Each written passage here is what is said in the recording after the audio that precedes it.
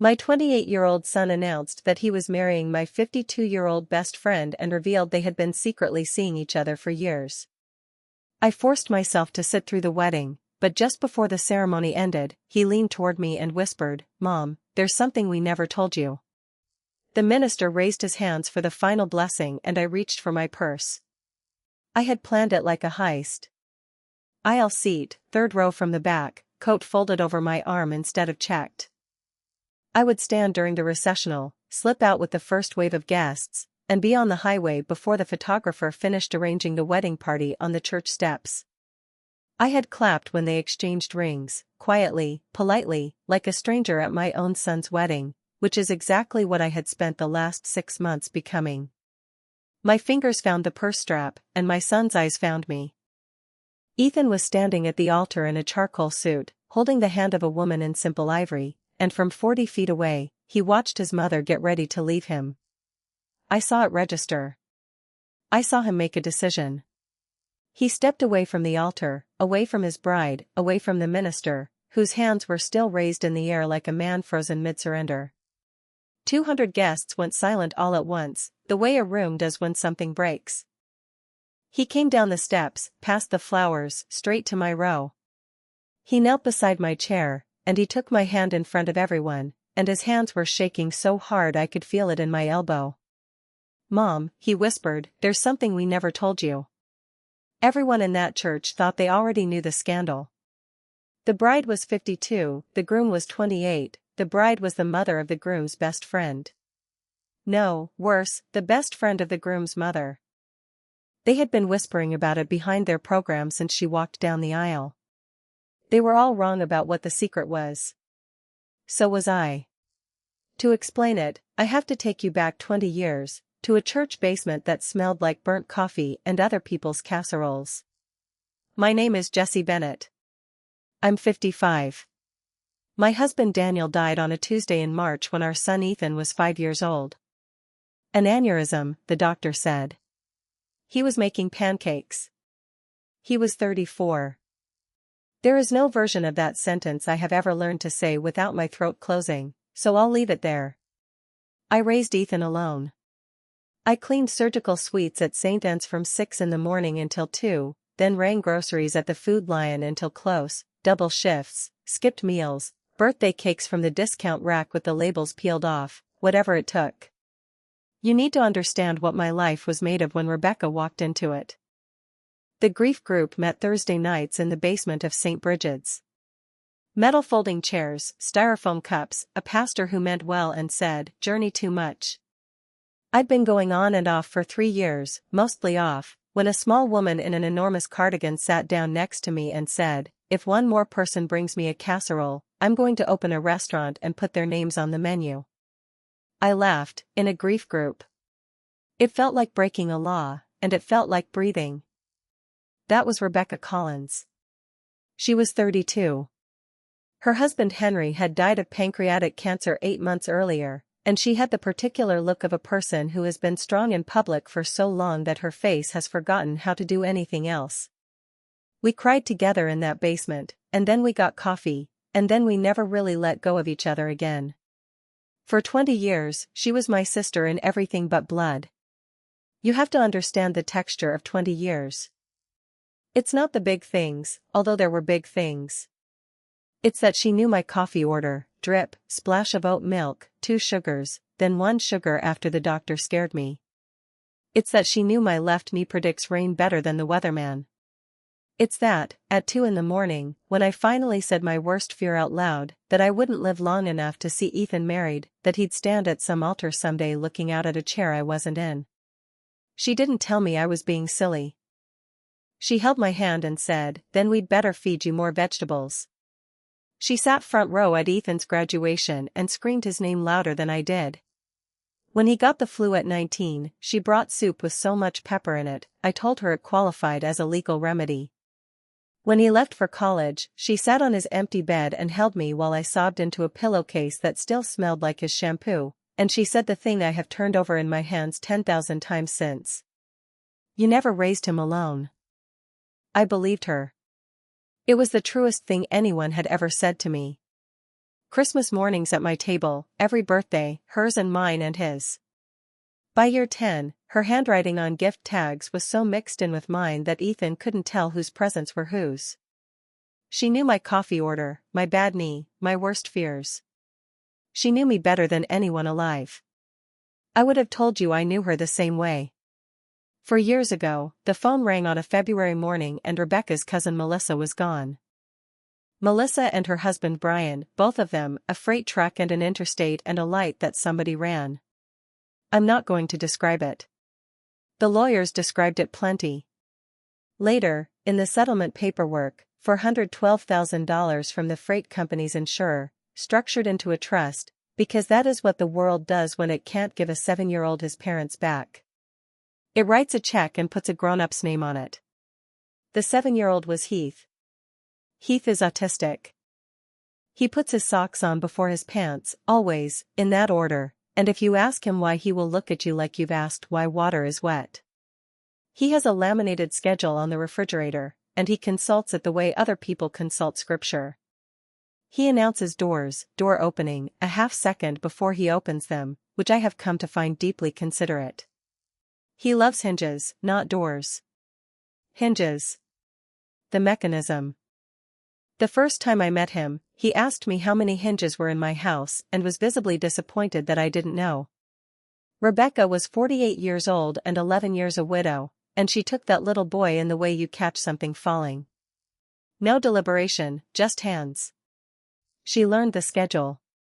She learned the socks. She bought a label maker and put the whole kitchen in order, and my son started going over on Saturdays.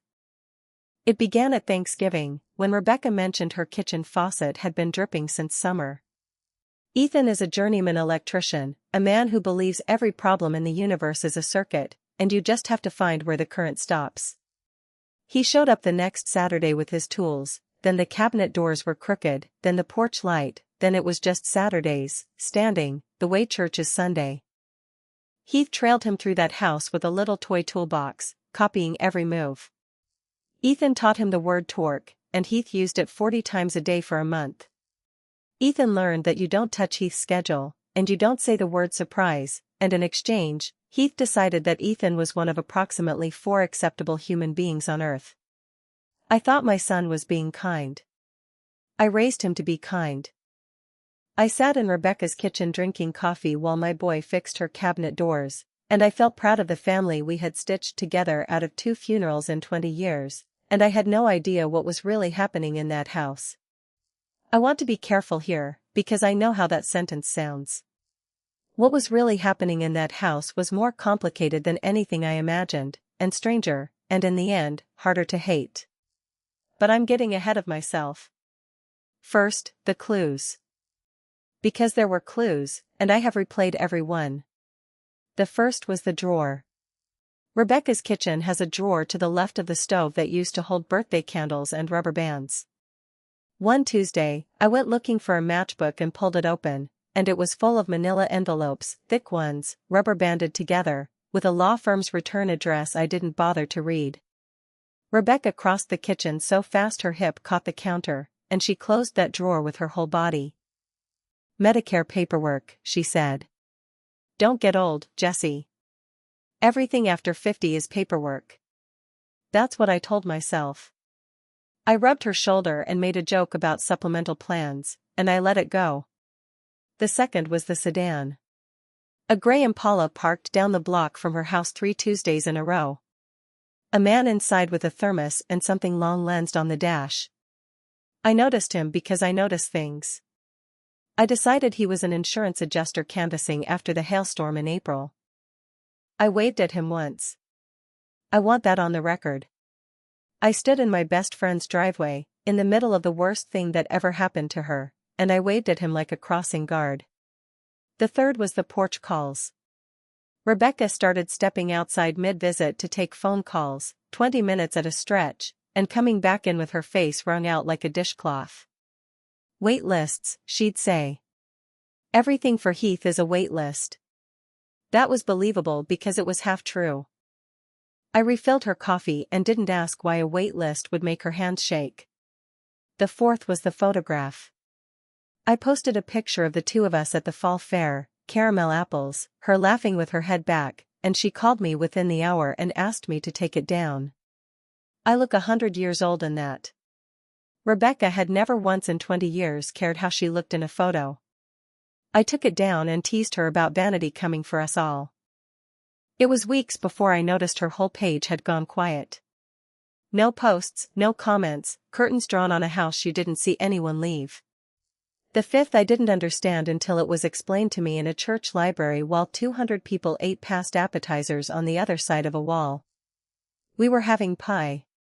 She looked at her plate and asked, too casually, "Is Ethan seeing anyone special?" And then she held her breath. I remember, because it was strange, she held her breath after the question like a woman waiting on a diagnosis. "Why?" I said. "You got somebody in mind?" She laughed a beat too fast and changed the subject to Heath's new obsession with piano hinges. Once, one single time, I asked her straight. I said, "Rebecca, is something wrong?" She looked at me for so long that I got scared. And then she said, "Ask me in a year," in a voice I'd only ever heard her use at funerals. I decided it was money, menopause, or Heath's school placement. I picked all three so I wouldn't have to pick the truth. And I asked nothing. You want to know the worst part of being betrayed? It's going back through your own memory like an auditor and finding out you were the one cooking the books. Then Ethan called me on a Wednesday in April. "Mom, I want you to meet the woman I love. Dinner Saturday at Luciano's. Please come." The woman I love. My boy had never once used that sentence in his life. He'd had girlfriends. A nice dental hygienist. A not nice pharmaceutical rep, but he introduced them the way you introduce coworkers. This was different. It had gravity in it. I bought flowers. Grocery store ranunculus orange because you bring flowers when you meet the woman your son loves. My mother taught me that. I practiced my smile at 3 consecutive red lights. I sat at a white tablecloth at Luciano's, picturing some sweet girl from a job site's front office. Somebody who laughed at his terrible voicemails. And I arranged the flowers next to the bread basket so they'd be the first thing she saw. The door opened. Rebecca walked in. I laughed. God help me. I actually laughed. And I stood halfway up because my first thought, my only thought, was that she'd come to support me. To hold my hand through the big moment. Like always. 20 years of always. Then Ethan stood up. Took her hand. Laced his fingers through hers. Slow and deliberate. The way you do when you've decided to stop hiding something. "Mom, it's Rebecca. We've been together for 2 years. 2 years. The room did something to the sound. Everything went far away and tinny. Like a phone call from underwater. And my memory, my treacherous, meticulous memory, started dealing cards face up. The drawer. The sedan. The porch calls.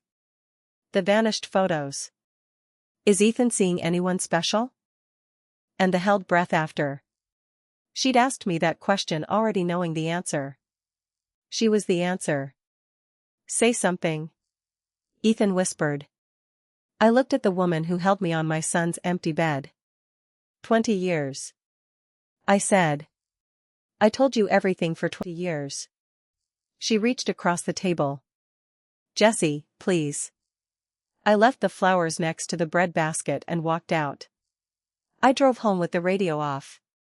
I sat in the garage until the automatic light timed out. And then I sat in the dark. And I couldn't have told you for how long. Because the clock was in the kitchen. And the kitchen was full of chairs they'd both sat in. For weeks, I ignored their calls. Rebecca left voicemails and I deleted them without listening. Mid-word. So I wouldn't have to hear my name in her mouth. She mailed me a letter. A heavy cream envelope. My name in her Catholic school cursive. Something stiff inside like a card. I didn't open it. I put it in the junk drawer under the takeout menus on top of the dead batteries. Which is where you put a thing you can't throw away and can't survive reading. Everyone assumed it was the age gap. My sister Sandra called from Ohio to say the word disgusting 4 times in one breath. And I surprised us both by snapping at her. Because the anger was mine. I'd earned it. And she was spending it wrong. It was never the age gap. I did my 2 a.m. arithmetic like everybody else. He was 8 years old when she met him. She watched him lose baby teeth. And I let it have its say. But I'm an honest woman even when I'd rather not be. And honesty made me finish the math. The man holding her hand at Luciano's was 28. With a mortgage. A truck. And strong opinions about load-bearing walls. Nobody had done anything to a child. A grown man and a grown woman had fallen for each other. And then, this was the part with teeth. Hidden it from me for 2 years. 2 years of Sunday dinners where they passed the potatoes like polite strangers. 2 years of her hugging me goodbye on my porch and driving home to my son. The lie was the wound. The lie was always the wound. Around week 6, I drove to her house without deciding to. I sat at the curb in the dark with my hand on the door handle. Rehearsing something that started dignified and ended scorched. Then the front window lit up and I saw Heath's silhouette at the table. Placing puzzle pieces at 7:15 exactly.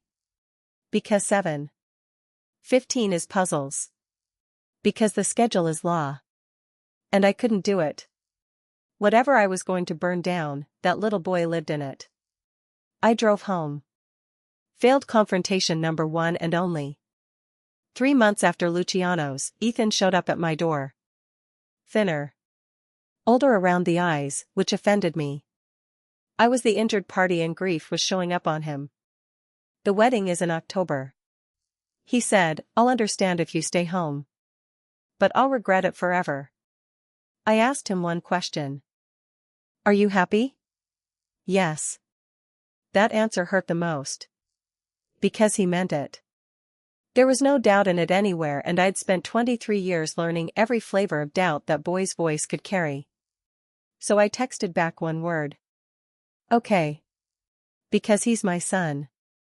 And because 20 years ago I told a woman in a church basement that my worst fear was his wedding happening in front of an empty chair where his mother should be. I was not going to be my own worst fear. I would sit in the chair. The chair was all they were getting. October. St. Brigid's. The same church with the basement where all of this started. Which I decided God had done on purpose and rudely. The maples outside were showing off. I picked my aisle seat, 3rd row from the back, folded my coat over my arm and rehearsed my exit like a fire drill. Ethan stood at the altar in a charcoal suit. Heath was the ring bearer. 11 now. And he came down the aisle carrying his toy toolbox, dead serious, the rings riding in the little plastic drawer where the toy screws go. At the altar he slid the drawer open and announced, rings, to the entire congregation.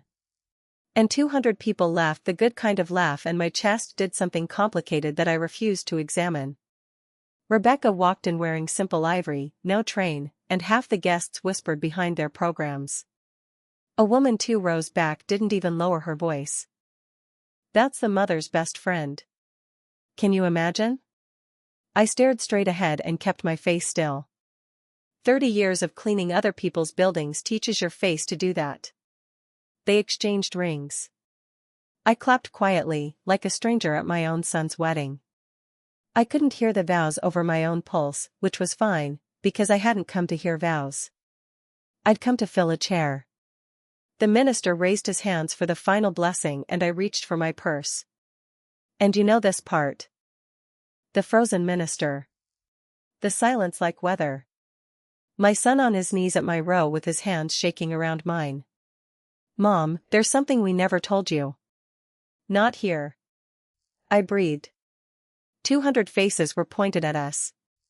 The photographer had gone still with the camera halfway raised. It has to be here. His voice cracked down the middle. It ended Thursday, Mom. It's over. And you don't even know what it was. You've been angry at the wrong thing for 6 months, and that's our fault. And I couldn't watch you walk out that door thinking. He stopped.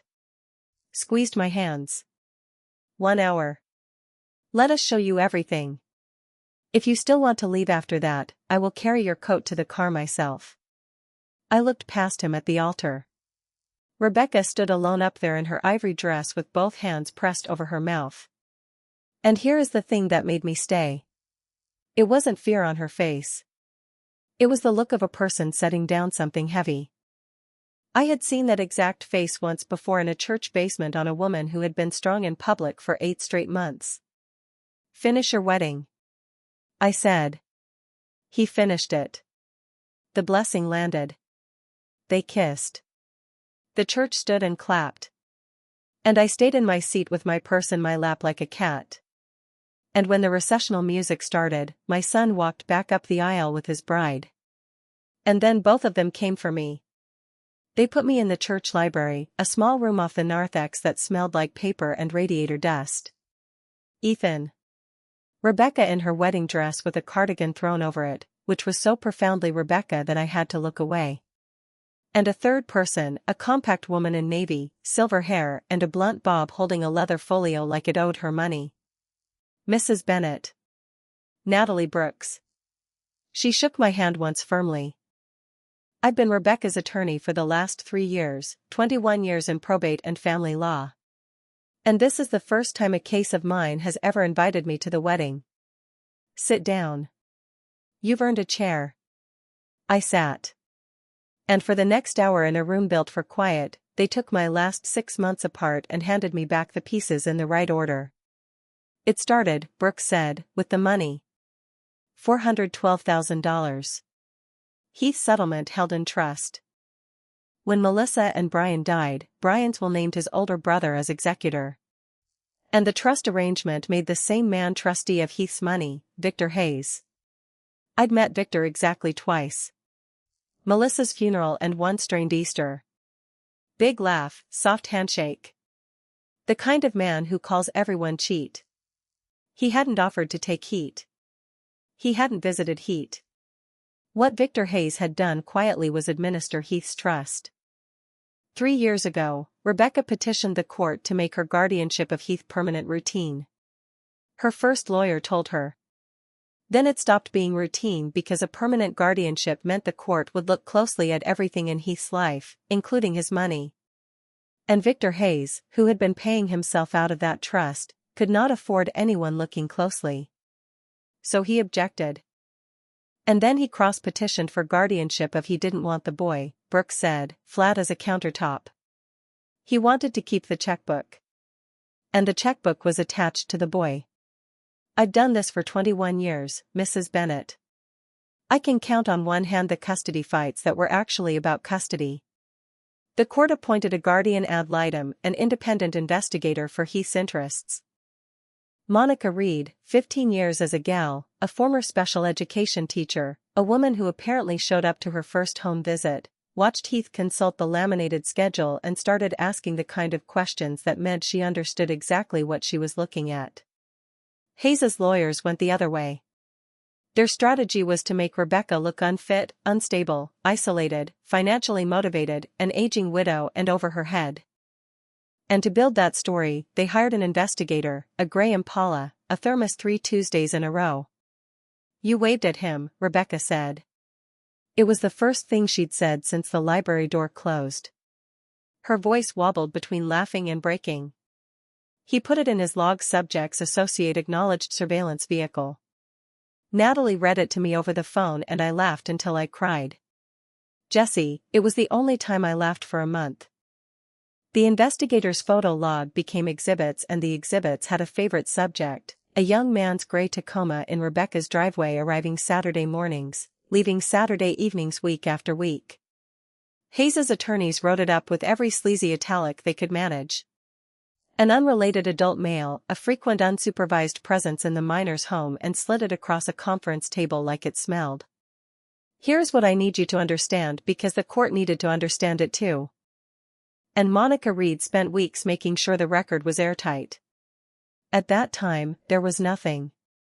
There was a leaky faucet, a lonely kid who loved hinges, and my son's Saturdays. Reed interviewed Ethan herself. She interviewed Heath in Heath's way, with the schedule respected and the questions concrete. Her report said what was true, that the young man in the photographs was the son of the guardian's oldest friend, that his presence was one of the most stabilizing features of the minor's week. The insinuation died. And then about 2 years ago, 8 months into the ugliest stretch of the thing Hayes's lawyers had invented became, inconveniently, real. Ethan told this part. And afterward, in the parking lot, Heath asleep in the back seat before they'd left the lot, the two of them sat in the front of Rebecca's car, in the kind of silence you can only have with someone who was just in the trench with you. Something settled, Ethan said. And then they did something that, Brooks told me, almost no clients ever do. Before they told a single soul, before there was anything to tell, really, beyond a parking lot and a feeling, they came to her office and asked what it would mean for Heath. Brooks opened the folio on the table, and for a second I saw it in her face, the memory of that meeting and how bad it was. I want to be precise, Mrs. Bennet, because you deserve precision. When those two sat where you're sitting and told me, we were in the middle of a custody war with an opponent whose entire theory was that Rebecca's household was inappropriate. His investigator had already photographed your son's truck 51 times. If a romantic relationship surfaced, a 50-year-old guardian and the 26-year-old son of her best friend, Hayes's counsel wouldn't have needed it to be wrong. They'd only have needed it to be loud. Family court judges are human.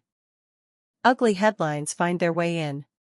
My professional advice was to end it or bury it, and they wouldn't end it.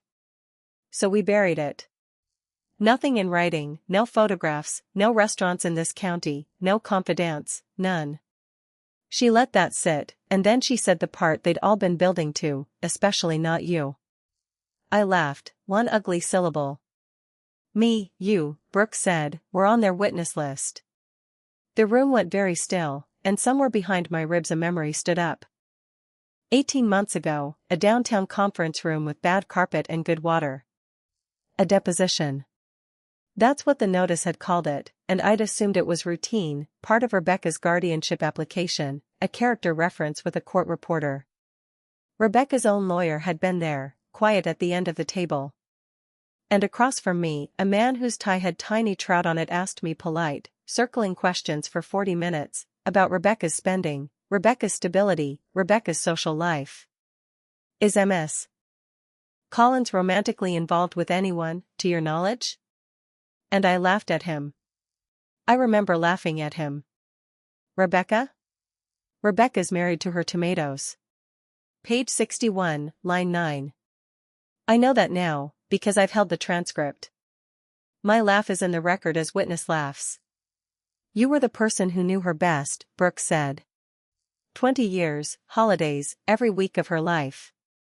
Hayes's team deposed you, hoping to mine the friendship for ammunition. And instead, you sat there and told the truth with your whole chest. Do you understand what you were, Mrs. Bennet? You were unimpeachable. Your ignorance was the one room in that house nobody could bug. If they had told you, if you had known and denied it under oath, that's perjury, and it destroys Rebecca's credibility and yours with it. If you had known and admitted it, Hayes drags the case another 2 years, and maybe a boy gets handed to a man who bills his trust for televisions. Your not knowing wasn't an accident, and it wasn't a cruelty. It was the single most protected asset in this litigation. I made them swear you would not know. The judge granted Rebecca permanent guardianship 14 months ago, Ethan said quietly. Reed's report carried it. Hayes appealed. He lost that too. Then why? My voice came out with rust on it. I tried again. The dinner. Luciano's. That was 6 months ago. If it was over. The guardianship was over, Brooks said. Hayes wasn't. Because once Rebecca had permanent guardianship, Brooks went on offense. She petitioned to remove Victor Hayes as trustee of Heath's settlement and to surcharge him, a legal word I now know, which means make him pay back what he took. She brought in a forensic accountant, Anita Ramon, CPA, certified in financial forensics, 14 years of untangling exactly this kind of quiet theft. Ramon went through 4 years of trust statements line by line and built a spreadsheet with yellow highlights that told a very simple story. $46,500 in trustee fees against a customary schedule that would have run about $4,000. A $19,200 loan from the trust that turned out via subpoenaed records to be the deposit on a boat. $2,349 at Best Buy, categorized as sensory equipment for beneficiary. It was a 65-inch television. It was in Victor Hayes's garage.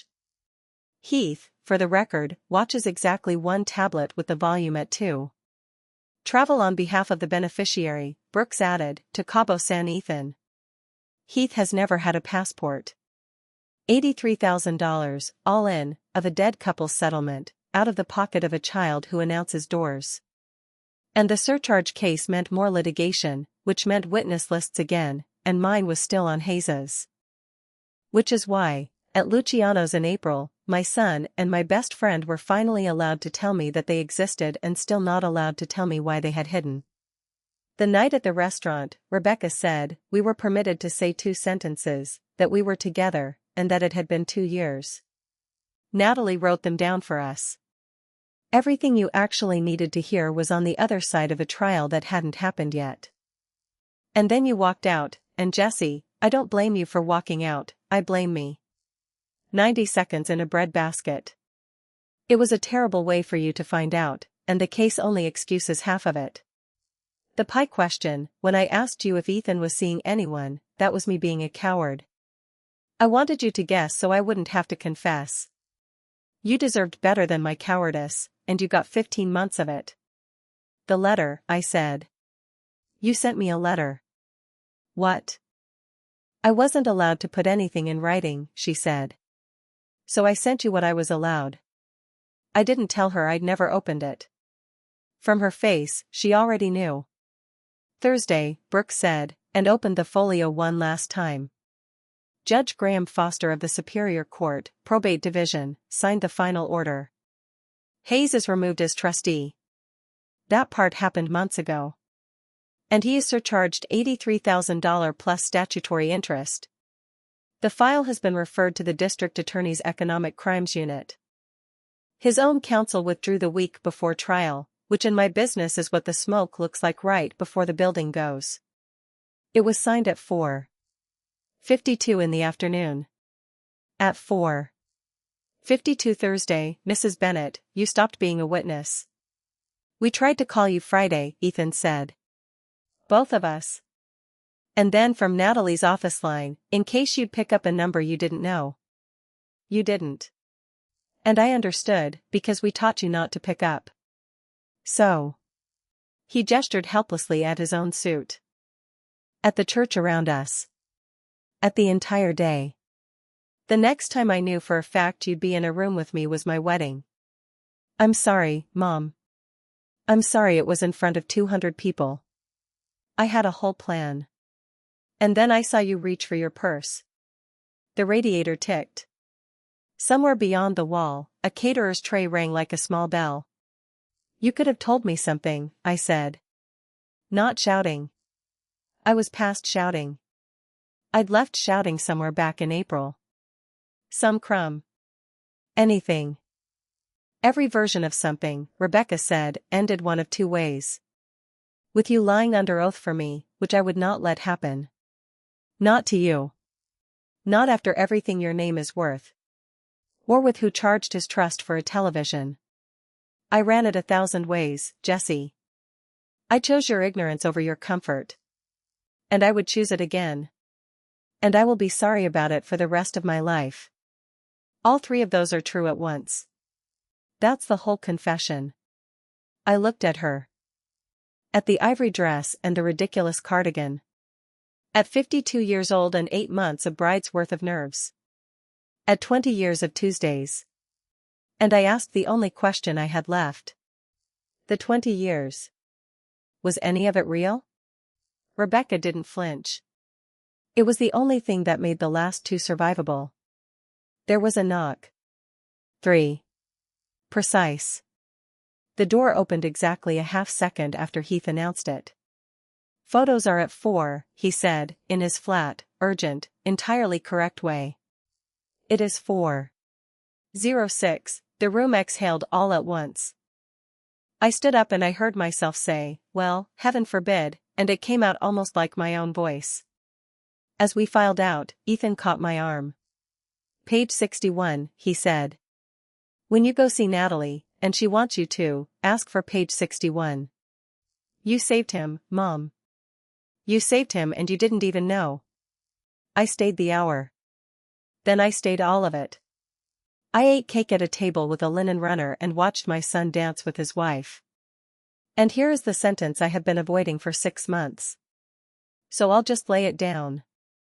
He looked at her the way Daniel used to look at me, which was the cruelest, kindest thing I saw all day. And I let it be both.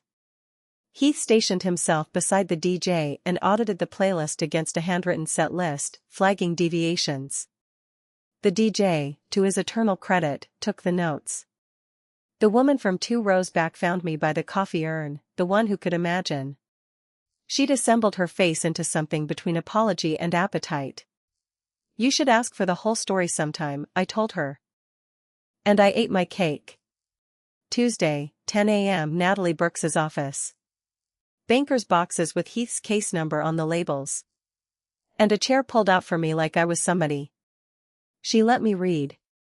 That was the gift of it. She didn't narrate, she just slid things across the desk and let me hold them. The investigator's photo log. Exhibit 14. 51 photographs of my son's Tacoma. And one, I want you to picture this, one photograph of my own front porch. Timestamp 6:42 p.m. My arms around Rebecca in a goodbye hug I have given 10,000 times, captioned by Hayes's team as evidence of the Guardian's enmeshed and secretive social circle. I laughed alone in a law office until I had to hold the table. 20 years of loving somebody entered into evidence by the other side. The deposition transcript. Page 61, line 9. Q. Is Ms. Collins romantically involved with anyone, to your knowledge? A. Rebecca? Rebecca's married to her tomatoes. Witness laughs. Brooks tapped the page. After your deposition, they shelved the relationship theory for 8 months. You took their best knife and folded it closed, and you did it by telling the truth. Most witnesses drown trying to swim, Mrs. Bennett. You floated. Monica Reed's report, the sentence Ethan meant. The minor's expanding attachment network, including Mr. Bennett, represents a significant protective factor. My son, a protective factor. In a court document, I read it 4 times. In Anita Ramon's spreadsheet, the yellow highlights marching down the page, the fees, the boat, the best byline item. I put my finger on the television and left it there a while. 2 things saved that boy, Brooks said, closing the folio. A truthful deposition from a woman who didn't know she was giving one. And a man who spent every Saturday for 3 years fixing cabinet doors so the hinges wouldn't upset a kid who wasn't his. You made both of those, Mrs. Bennett. One in a conference room. One over about 26 years. I carried the pages to the window and stood in the October light. And I cried properly for the first time. Not about the dinner. About all of it. Both husbands. Both funerals. The basement. The whole 20 years. Which it turned out had been real. The entire time. Even the part that was hidden. Especially the part that was hidden. That night I went home and opened the junk drawer. The cream envelope was where I'd buried it. Under the takeout menus. On top of the dead batteries. 5 months and 11 days. I counted. Inside, Natalie Brooks's business card. And a note card. Rebecca's cursive. Dated April 14th. There is a reason. When it's over, I will hand you every page myself. Until then, remember, you never raised him alone. And I never stopped being your sister. I called her. She answered on the first ring. The way you answer when you've been phoned for 5 months. You kept the letter, she said. I kept everything, I said. We talked until my tea went cold twice. It's January now. 3 months since the wedding. Sunday dinners came back, but we built them new instead of pretending the old ones never broke. Different house some weeks. Mine. Theirs. Different rituals. Rebecca and I don't say 20 years anymore. We're counting from 0 on purpose. And 0 is going fine. Heath has a laminated schedule on the refrigerator, and there is a line on it now that reads, in his own block capitals, permanent marker, Sunday, Grandma Jessie, 5 Ys. Nobody assigned me that title. He found it on a card rack in a drugstore and made a ruling. And in that house, the schedule is law, so that's who I am now. He audits my cabinet hinges when he visits. Last week, 2 of them failed inspection. Ethan has been notified. Victor Hayes pays $391.17 a month against the judgment, garnished into a lockbox account that Anita Ramon reconciles quarterly. Nobody talks about him. Nobody toasts. That's what justice mostly looks like, it turns out. Bookkeeping on schedule forever. Rebecca and I went back to the Blue Door Diner for the first time last Tuesday. She ordered for me without asking and got it right, except I take 1 sugar now and she caught it when I slid the second packet back. Since when? She said. Since 2 years ago, I said, and let it land. She nodded and stirred her coffee and took it. We're learning each other's new orders. It's slower than knowing everything. It's sturdier, too. Some Sundays I look across the table at her hand on my son's shoulder and something in me still flinches. I let it flinch. Then I pass the potatoes. 20 years ago, in a church basement that smelled like burnt coffee, I told a widow in an enormous cardigan that my worst fear was not living to see my son married. I lived to see it. I nearly walked out of it. And at the last possible minute, the boy I raised knelt down in front of 200 people and handed me the truth. That for 2 of those 20 years, the 2 people I loved most were not building a life behind my back. They were guarding one. A little boy's. And without knowing it, under oath, laughing, telling the truth about tomatoes, so was I. She told me once that I never raised him alone. It took a private investigator, a forensic accountant, and page 61 of my own deposition for me to understand. She was right. I'm on the schedule now. In this family, that's as close to forever as it gets.